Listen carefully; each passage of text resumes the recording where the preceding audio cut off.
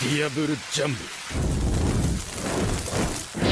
Salutations les amis, dans cette vidéo je vais vous exposer ma théorie sur la destruction de l'ancien royaume. Je vous préviens, ça va être assez long, donc restez bien attentifs tout le long de la vidéo car tous les éléments que je vais citer s'assembleront tel un puzzle à la fin de la théorie. Si je vous propose cette théorie, c'est bien entendu car le rendu final de celle-ci est loin d'être incohérent, et au contraire, même si je peux partir assez loin, tout ça n'est pas sans queue ni tête, donc n'ayez crainte. Je vous recommanderais quand même d'être à jour dans les scans de One Piece, ou au pire avoir au moins lu le manga jusqu'au chapitre 821 qui possède une place importante dans cette théorie.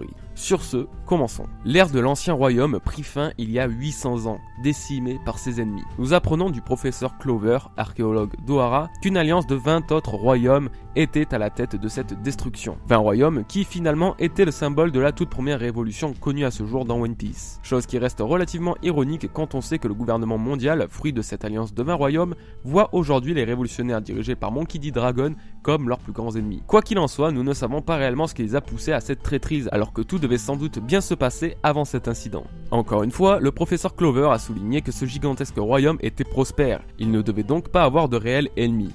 Cependant, il a aussi mentionné qu'il était particulièrement puissant dû aux armes qu'il possédait. Il s'agit d'après moi des armes antiques qui sont aujourd'hui la kryptonite du gouvernement mondial, le genre de choses qu'ils préfèrent garder secret afin que personne ne découvre leur véritable pouvoir et par-dessus tout qu'ils s'en servent contre eux. Et si ces fameuses armes antiques étaient la cause de la rébellion des 20 royaumes? Ils auraient tout simplement pu être jaloux, voire même effrayés de la puissance militaire de l'ancien royaume et auraient décidé de le faire tomber afin de reprendre le monopole et les rênes du monde. C'est depuis ce jour que le gouvernement mondial est né. Les ancêtres des Tenryubito qui se font passer pour les créateurs sont finalement tout le contraire et sont à l'origine de l'extinction d'un royaume paisible. Et par-dessus tout, ils se font passer pour des dieux, chose qui n'est pas un hasard et vous allez très vite comprendre pourquoi. Donc là aussi, les dieux ont une très grande place dans cette histoire. Uranus, Poséidon et Pluton n'étaient pas des armes antiques inanimées à la base, et bien des êtres vivants, à l'image de Shirahoshi, comme nous avons pu le voir sur la fresque qu'Ener a découvert sur la Lune. On y distingue Poséidon avec son casque en forme de monstre marin, Pluton avec une sorte de casque de guerre, et l'autre ne doit sans doute être qu'Uranus. Les armes antiques sont toutes humanoïdes. Toujours d'après ma théorie, ces dieux, Poséidon, Pluton et Uranus, vivaient à une époque très lointaine et étaient fondateurs de l'ancien royaume. Leur pouvoir était donc logiquement lié aux armes antiques actuelles.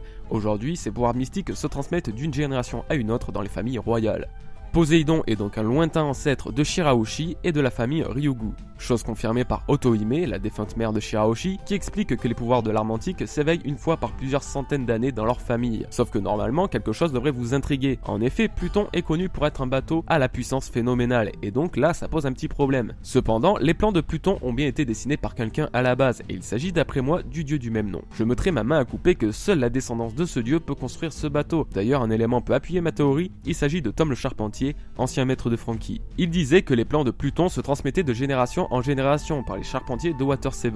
Même si Tom n'est pas de descendance royale, la lignée qui se transmettait Pluton et ses plans aurait pu s'éteindre et les charpentiers de Water 7 ont repris le flambeau afin de préserver cette arme antique. Ou alors, théorie totalement différente, Pluton est simplement la signature de celui qui a fait les plans, et non le nom du bateau comme on peut le croire depuis le début. Et seuls les descendants de Pluton peuvent construire le bateau que leur ancêtre a dessiné. Enfin bref, comme vous pouvez le voir, mon schéma sur les pouvoirs des armes antiques qui proviennent des anciens dieux et qui se transmettent d'une génération à une autre tient relativement bien la route. Certes, il y a des failles, mais ça reste dans l'esprit de ce qu'on a pu voir dans le manga.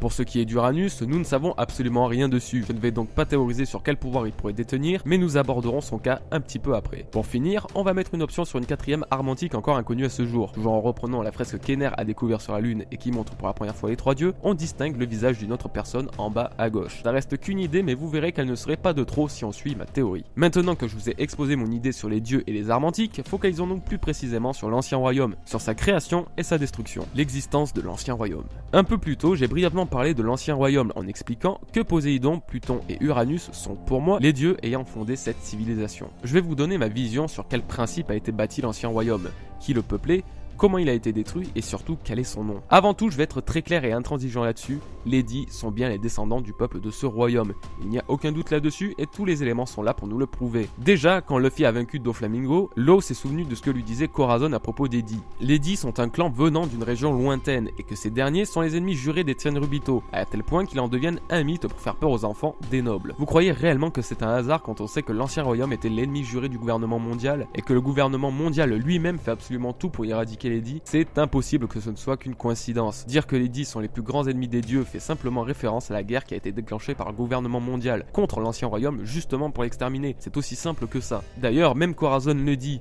je cite: si les Tenryubito sont considérés comme les dieux, alors l'objectif des dits serait de détruire le monde. Mais pas au sens que Doflamingo l'entend, mais plutôt au sens où les dits s'opposent aux dieux. On comprend donc que la plus grande peur des dieux, à savoir des Tenryubito, et par extension du gouvernement mondial, c'est que les dits s'opposent à eux et qu'ils parviennent à les faire chuter. Comme s'ils avaient peur des représailles de ce clan qu'ils ont massacré par le passé. De plus, je suis persuadé que la capacité d'entendre la voix de toute chose est propre aux dits. Il s'agirait en quelque sorte de leur pouvoir. On y revient aussi après. Voilà, ma parenthèse sur les dits est donc close pour le moment. Il est vrai que ces informations ne sont pas officielles, donc il faut malgré tout prendre ça avec recul, mais pour cette théorie, je vais juste vous demander d'y penser comme si c'était 100% véridique. En plus, je ne vois pas comment on pourrait se tromper là-dessus. Comme je le disais plus tôt, absolument toutes les preuves et éléments vont dans ce sens. Bref, je vais donc reprendre les paroles du professeur Clover, en appuyant bien sur les termes prospères et énormes qu'il a utilisés pour qualifier l'ancien royaume. Déjà, dire que ce royaume était immense et surtout en paix, nous prouve bien qu'il n'avait pas d'attirance pour la guerre. Si les 20 autres royaumes se sont rebellés contre eux, donc le gouvernement mondial actuel, c'est simplement par pure fourberie.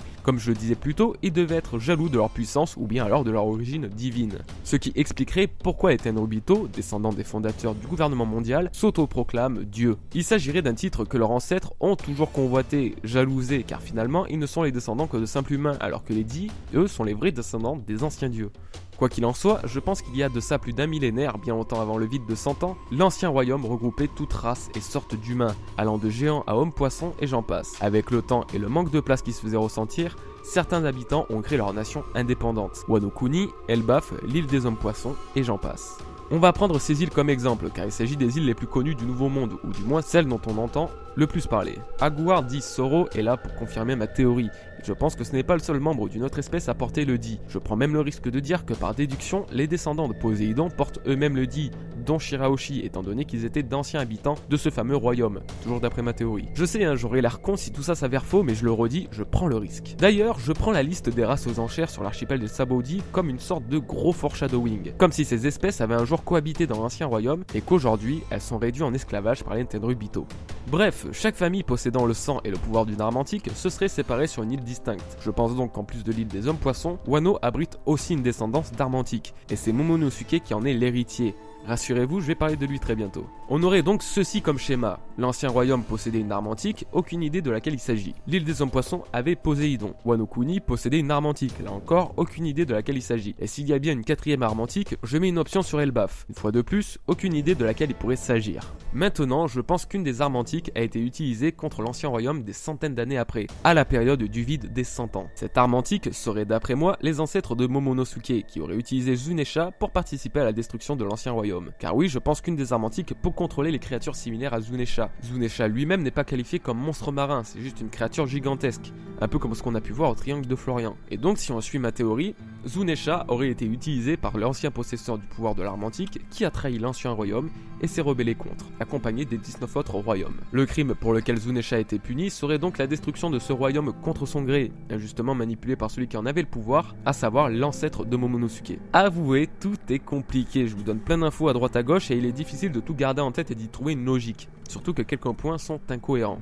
Mais vous inquiétez pas, on va désormais assembler les pièces du puzzle. Je vais vous faire un récapitulatif et vous verrez que tout deviendra très clair. Voici maintenant l'explication totale de ma théorie. Je vais essayer d'être clair et très précis. Zunesha, créature légendaire âgée d'un millénaire, erre désormais sur les mers suite à un crime qu'elle aurait commis et ne doit agir que sur ordre. Ce crime semble être lié à Momonosuke et à sa famille, car lors de l'assaut de Jack visant à tuer l'éléphant, Zunesha n'obéissait qu'aux ordres de Momonosuke, même si Luffy pouvait lui aussi entendre sa voix, demandant exceptionnellement de l'autoriser à attaquer l'ennemi. De plus, à la fin de l'assaut, Momonosuke souhaitait s'entretenir avec Zunesha et lui demander ce qu'il sait à propos de son clan, nous faisant comprendre que leurs liens sont particulièrement anciens. Comme je le disais plus tôt, c'est la preuve formelle que Momonosuke possède des pouvoirs particuliers, sans aucun doute d'une arme antique. Il s'agit d'un cas similaire à celui de Shirahoshi et Poséidon. Nous pouvons donc comprendre qu'une arme antique peut contrôler les monstres marins, et une autre les monstres que l'on va catégoriser de monstres terrestres. Cependant, je ne sais pas s'il s'agit d'Uranus ou d'une autre arme. Je ne théoriserai pas là-dessus car je n'en ai strictement aucune idée, surtout si on garde mon schéma d'une potentielle quatrième arme antique dont on ne connaît pas le nom,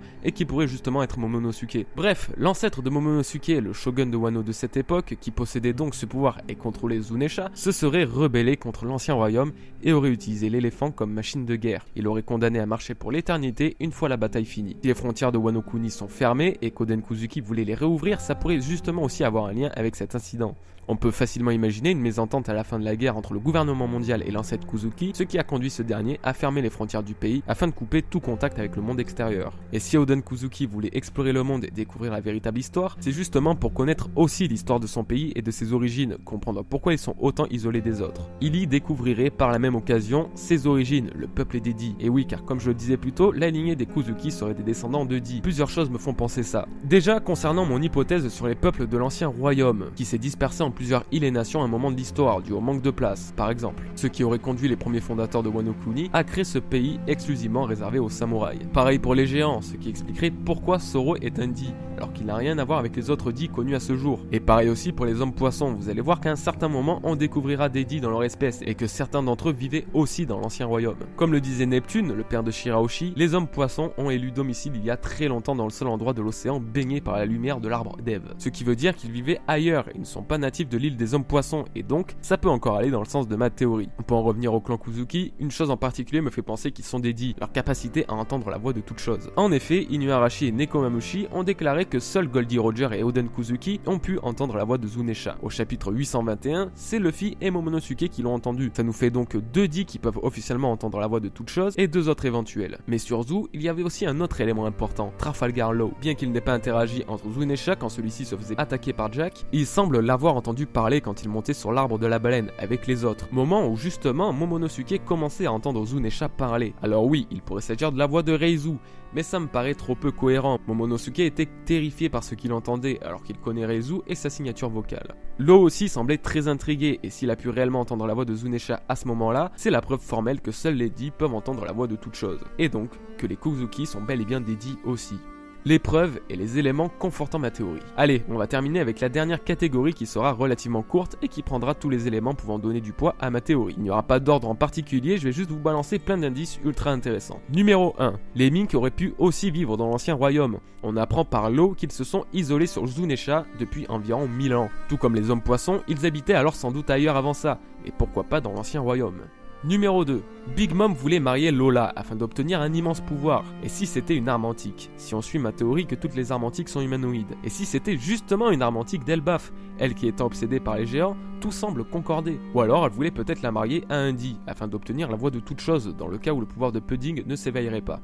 Numéro 3. Comme je le disais tout à l'heure, pour moi Otohime pourrait donc être une descendante de Di. De plus, on retrouve chez elle une petite bride de capacité à entendre la voix de toute chose. Elle dit ressentir la douleur des hommes poissons à travers le cri de leur cœur. Même si ça paraît un peu cucu comme ça, Luffy a déjà eu quelque chose de similaire. En effet, quand Law s'est fait tirer dessus par Doflamingo à Dressrosa et que ce dernier l'emporte dans son palais, Luffy dit à Zoro et Kinemon de les prendre en poursuite car la voix de Law n'a pas encore disparu. Bien entendu, il paraît de la voix de toute chose qui permet sûrement de sentir les sentiments ou l'honnêteté des gens. Ce qui explique pourquoi Luffy s'allie toujours avec des personnes en qui il a confiance. Numéro 4. Il y a une sorte de parallélisme entre le comportement d'Otohime et Shirahoshi et celui d'Oden Kuzuki et Momonosuke. Déjà, les deux enfants sont orphelins, leurs parents souhaitaient réouvrir leur pays au monde et vivre en paix. Tous les deux possèdent un pouvoir pour contrôler et entendre des créatures qui ne sont pas censées être entendues par n'importe qui. On peut aussi dire que ce sont deux chouineurs que Luffy guide et sauve tout au long de l'arc. Numéro 5. Luffy est l'élu des Di que Joy Boy attend, celui qui est justement censé guider la princesse sirène. Notez qu'on peut sans doute apercevoir un petit foreshadow de Luffy quand il sera adulte. Même gabarit, même sorte de cheveux, il manque juste le chapeau de paille. Les poneglyphes servent à guider un jour l'élu pour retrouver ses armes afin de renverser le gouvernement mondial, ennemi de l'ancien royaume. C'est pour ça que le Gorosei ont tant peur des armes antiques. Et cet élu est bel et bien Luffy, avec à ses côtés les 3 ou 4 armes antiques. Shirahoshi, Momonosuke et encore une autre personne inconnue à ce jour. Il est destiné à guider tous les peuples, il est destiné à guider les armes antiques. C'est exactement ce qui se passe en ce moment, il est en train de guider Momonosuke, ou du moins il lui vient en aide comme il a fait pour Shirahoshi. Numéro 6, Shiki savait que Roger connaissait l'emplacement des armes antiques. On peut deviner que c'est sur Wano, l'île des hommes poissons et une autre île. Ces îles, je pense que Barbe Blanche les a pris sous sa protection quand Roger est mort pour protéger les armes antiques. Vous vous souvenez de ce moment où Roger lui explique l'histoire d'Eddie? Eh bien il a en quelque sorte légué le savoir du monde à Barbe Blanche. Pour ce qui est de l'île des hommes poissons, c'est officiel à 100%. Barbe Blanche l'avait sous sa protection. Pour Wano, c'est presque logique aussi quand on y pense. Les samouraïs samouraïs et les pirates de Barbe Blanche avaient une très bonne entente, et à la mort de ce dernier, Kaido a pris le contrôle de Wano comme par hasard. Numéro 7, le nom de l'ancien royaume n'est autre que Raftel, et pour ça j'ai deux indices qui m'ont mis la puce à l'oreille. Déjà, le peu d'images floutées que nous avons de Raftel me font énormément penser à l'une des côtes de l'ancien royaume. On y distingue clairement la même hauteur des roches, la même végétation et le même style graphique. En gros, je pense que c'est un bon vieux foreshadow qu'Oda nous a déposé là depuis le début. Ensuite, la preuve que Raftel est bien le vestige de l'ancien royaume, Inuarashi explique que depuis des siècles, seul Goldie Roger était parvenu à atteindre cette île. Ce qui veut dire que Raftel était avant habité, ou du moins accessible. La mention des siècles fait d'ailleurs sans doute référence aux 800 années qui séparent la destruction de l'ancien royaume à la chronologie actuelle. Et voilà les amis, une énorme théorie qui j'espère vous aura plu.